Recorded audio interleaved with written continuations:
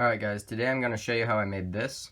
So what you're seeing here are magnets in these little casings being held up by a fishing line which attaches to this core. So you can see I can knock it down, can knock these down, and they connect. So the way this works is each one of these casings has magnets inside, as you can see. In this outer ring seen here, there are also magnets which are pulling these ones to the outside, which is what creates this space here. As you can see, there's nothing in between and nothing under. It's just that one fishing wire which is holding it up.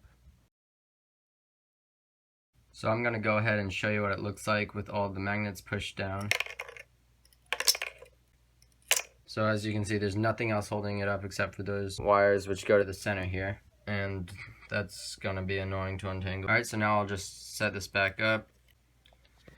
And then down here you can see these two gears. So when I flick this on, the whole thing spins. And they can flick one more for a higher speed.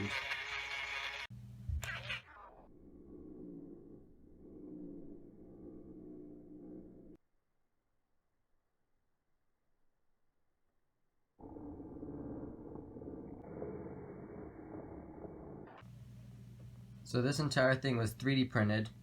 Everything except for the magnets, the fishing line, and obviously the batteries and the wiring.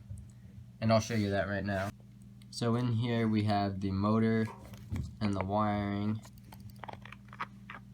So when I turn this on, this motor spins this gear, which spins the main shaft. So everything above this gear is one piece, so that it all spins at the same time.